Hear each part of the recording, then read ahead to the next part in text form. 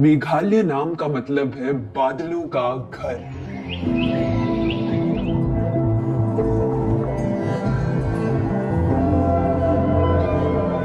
इन्हीं बादलों ने मुझे घेर के स्वागत किया जब मैं भारत के सुंदर नॉर्थ ईस्ट के स्टेट मेघालय पहुंची, जहां एक नहीं दो ऐसी जगहें हैं जिनमें पूरे वर्ल्ड में सबसे ज्यादा बारिश होती है, मौसिनराम और चेरापूंजी।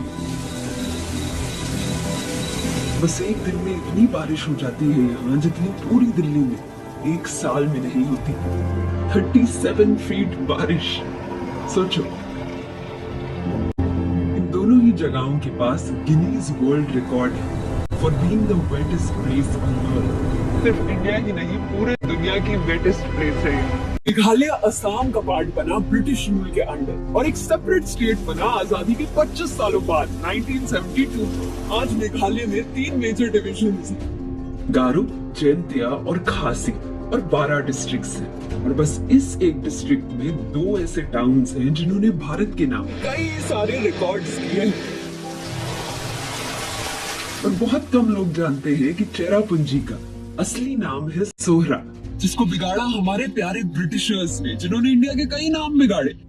आज यही सुंदर जगह एकदम गुम हो जाती है बहुत सारे कोहरे के बीच। यहाँ पे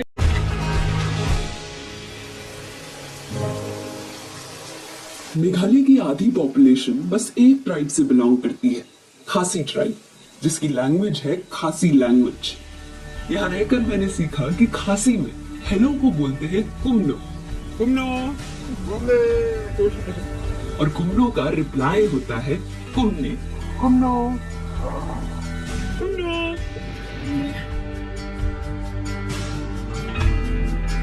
मेघालय की सबसे यूनिक बात है कि यहाँ पे एक्चुअली मैट्रिलिनियल सोसाइटी फॉलो होती है। मतलब जो यहाँ पे लड़कियां हैं वो लड़कों के घर नहीं जाती शादी के बाद, लड़के लड़की के घर आते हैं जब वो यंगेस्ट डॉटर को मैरी करते हैं। तब यहाँ पर जो सरनेम्स होते हैं लोग अपने फादर के नहीं अपने मदर के लगाते हैं, और डाउरी का सिस्टम नहीं है, अरेंज मैरिज नहीं होती, लिव इन रिलेशनशिप्स नहीं ओके कंसिडर करते हैं।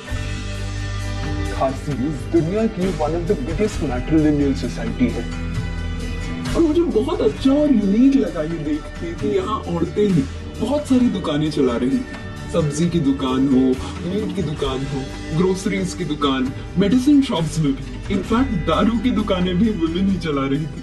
इस शॉप्स में ना हमने औरतों को एक यूनिक सा पान बेचते हुए भी देखा। This is betel nut, it is called कवाई। ऐसे ही बहुत से यूनिक पेड़ है हमारे मेघालय में।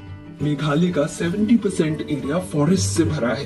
ये one of the most biodiverse area है पूरे वर्ल्ड का। इसे कहते हैं ब्रूम प्लांट। ये मेघालय के जंगलों में बहुत सारे मिलते हैं, जिससे झाड़ू बनते हैं। इसी में आगे लकड़ियां उगती हैं, जिसको लोग कलेक्ट करके साथ में बांध के झाड़ू बनाते हैं। ऐसे बहुत से जंगली कैक्टस भी मिलेंगे यहाँ, जो इतने पुराने हैं कि ये तब भी थे जब डायनासोर्स हुआ करते थे। मेघालय में बैम्बू के पेड़ भी बहुत सारे दिखेंगे, इसीलिए यहाँ पे जो घर की एवरीडे चीजें होती है जो हर रोज यूज में आती है, वो भी बैम्बू से ही बनती है। और ऐसे ही नेचुरल बैम्बू से यहाँ पर एक स्पेशल अम्ब्रेला भी बनता है, जिसे नूप कहते हैं। बारिश के वक्त इसे लोग सर में लगा लेते हैं तो उनके हाथ भी फ्री रहते हैं। नेचुरली उगते प्लांट्स का बहुत सही यूज है ये सारे प्रोडक्ट्स। यहाँ पे इतनी बारिश होती क्यों है? क्योंकि मेघालय के ये 2 टाउन्स घिरे हुए हैं खासी हिल्स से। सिर्फ एक साइड से नहीं, 2 साइड से नहीं, तीनों साइड से। और जब मॉनसून विंड्स यहाँ पे आती हैं, तो इन्हीं हिल्स से टकराती हैं, क्लाउड्स फॉर्म होते हैं और यहाँ भीषण बारिश होती है। पर ये बारिश यहाँ पर रुकती नहीं है, क्योंकि मौसिनराम और सोहरा दोनों ही एकदम फ्लैट सरफेस है। मजे की बात है कि यहीं से हमें बांग्लादेश के फ्लैट प्लेन्स भी दिखते हैं। ये पूरा जो है हमारे सामने बांग्लादेश का लैंड। मौसिनराम और सोहरा दोनों ही बहुत हाइट पे है, तो जब यहाँ बहुत सारी बारिश होती है तो ये पानी यहाँ रुकता नहीं है, ब्यूटीफुल झरनों के साथ नीचे बह जाता है और पहुंचता है बांग्लादेश के फ्लैट लैंड। ये एक्चुअली वो जगह है जहां से पानी सारा का सारा बांग्लादेश जाता है। और इसीलिए मेघालय में विंटर्स के वक्त एक्चुअली पानी की कमी होती है। मतलब wettest place in the earth में एक्चुअली वाटर की कमी रहती है। कितनी आयरॉनिकल चीज है ये। रास्ते में चलते हुए हमें कई सारी मीट शॉप्स दिखी यहाँ पे, जो दिखाती है कि कैसे भारत का फूड कल्चर कितना डाइवर्स है। मेघालय के हर कोने में एक नई चीज दिखने को मिलेगी, जैसे खूब सारी सुंदर बड़ी वाटरफॉल्स।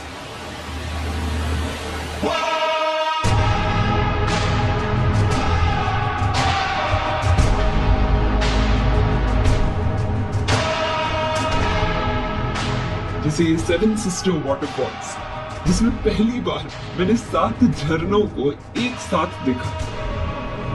यहीं पर इंडिया की 3rd लॉन्गेस्ट वाटरफॉल भी है। मेघालय में इतनी सारी वाटरफॉल्स है कि लोगों को ब्रिजेस बनाने पड़ते हैं इन्हें क्रॉस करने के लिए। पर यहाँ के लोग ये ब्रिज किसी सीमेंट से नहीं बल्कि पेड़ों की रूट्स और ब्रांचेस से बनाते हैं, और इन्हीं से लोग इधर से उधर जाते हैं। पर इस यूनिक ब्रिज तक पहुंचने के लिए 5000 सीढ़ियां उतरनी पड़ती है, भारी सामान लेके। और इन्हीं सीढ़ियों को उतरने के बाद दिखता है दुनिया का longest single taker route bridge. किसी इंजीनियर ने नहीं बल्कि लोकल्स ने इसे बनाया है हजारों साल पहले। हमारी सिटीज में जो ब्रिज होते हैं वो कंक्रीट से बनते हैं, और कंक्रीट टाइम के साथ यूजेज के साथ खराब हो जाता है, पर ये ब्रिज टाइम के साथ और स्ट्रॉन्ग होता है। नेचर का एक इम्पोर्टेंट हिस्सा है नेचर की रिस्पेक्ट करना, जिसका एक और एग्जाम्पल है ये सेक्रेड फॉरेस्ट, जिनके अंदर जाओ तो यहाँ से एक लीफ भी बाहर नहीं लेके आना अलाउड है। बुल की बलि चढ़ाई जाती थी और फिर प्रसाद की तरह बांटा जाता था। ये तब होता था जब ट्राइब को कोई प्रॉब्लम होती थी, जैसे कोई वॉर अटैक या पैंडेमिक। ये वाला ट्री तब गिरा जब एक बुल को सैक्रिफाइस किया गया था। ये ओल्डेस्ट रुद्राक्ष ट्री है इस फॉरेस्ट का। ऐसे ही बहुत सारे अलग अलग 1 मुख 2 मुख 7 मुख तक के रुद्राक्ष यहाँ पे मिल जाते हैं, पर इन्हें बाहर लेके जाना अलाउड नहीं है। पूरे मेघालय में ऐसे मिस्टीरियस स्ट्रक्चर्स हमें कई जगहों पर मिले। ये स्ट्रक्चर्स को मोनोलिथ्स कहते हैं। लोग अपने फोरफादर्स, अपनी पुरानी जनरेशन को याद करने के लिए इन्हें लगाते हैं। जो स्टैंडिंग पत्थर है वो मेल एंसेस्टर्स को रिप्रेजेंट करता है, और लेटा हुआ पत्थर फीमेल एंसेस्टर्स को। मेघालय की पॉपुलेशन में आज 80% लोग क्रिश्चियंस हैं, जो कि इतनी ही बारिश में चर्च भी जाते हैं। भारत में सिर्फ 3 स्टेट्स हैं जहां क्रिश्चियन मेजॉरिटी है, उसमें से एक मेघालय है। इसी एक और यूनिक चीज है यहाँ के बने नेचुरल केव्स। आज बहुत कम भारतीयों को पता होगा कि इंडिया के 10 लॉन्गेस्ट और डीपेस्ट केव्स में से पहले 9 मेघालय में ही है। ये केव्स नेचुरली मिनरल्स और पानी से भरे होते हैं, पर फिर भी इन्हें एक्सेसिबल बनाया गया है लाइट और रैंप्स लगाकर। मेघालय को ना स्कॉटलैंड ऑफ द ईस्ट कहते हैं, पर यहाँ आओ तो ऐसा लगता है कि स्कॉटलैंड को मेघालय ऑफ द वेस्ट बोलना चाहिए।